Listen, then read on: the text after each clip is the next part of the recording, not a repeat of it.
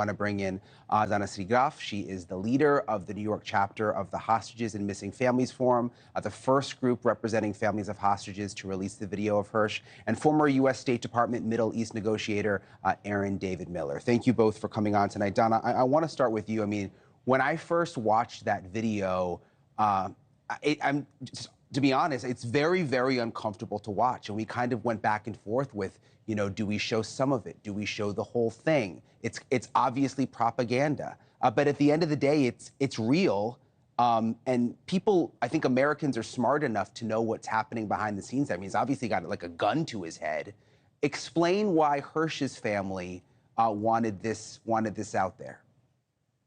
Well, I think John and Rachel wanted this to be out there because I know this is psychological terror by Hamas.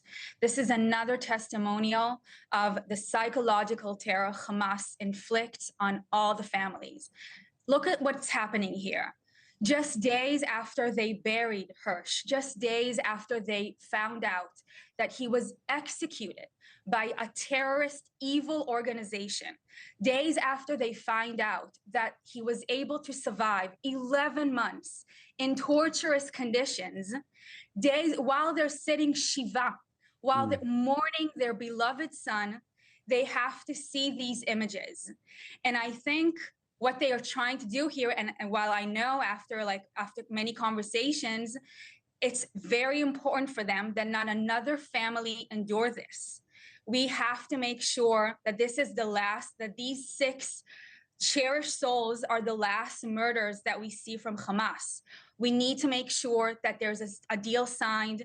We need to make sure that we bring them all home. And we are very much hoping that this will be a wake-up reminder for the entire world that we need to finish this and we need to bring all 101 hostages back home.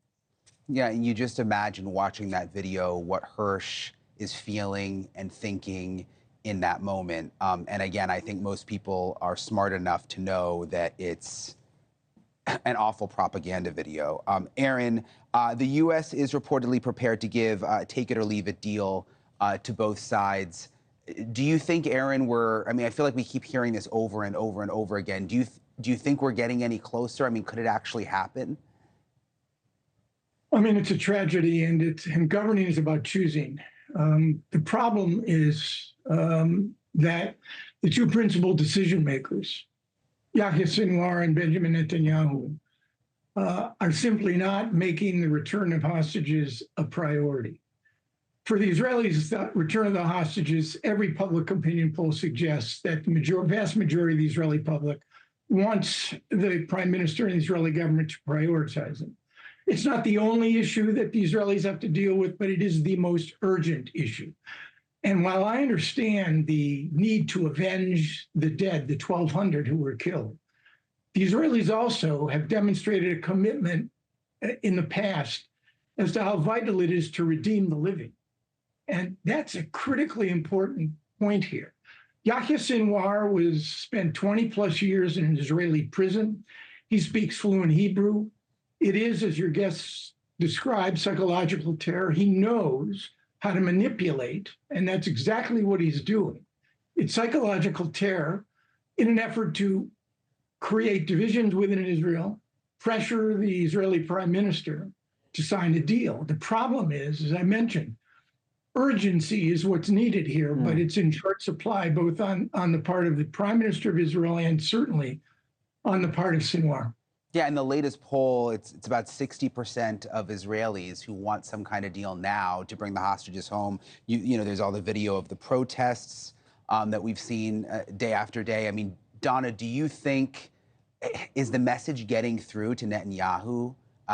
You know, do you think something may happen?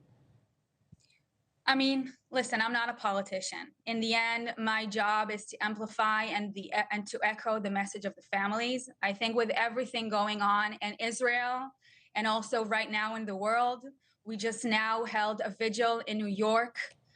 Within 9 hours, 7,000 people showed up in New York to mourn these 6 souls. I think this is something that Netanyahu cannot denounce, and we're very, very hopeful that we're very close to a deal.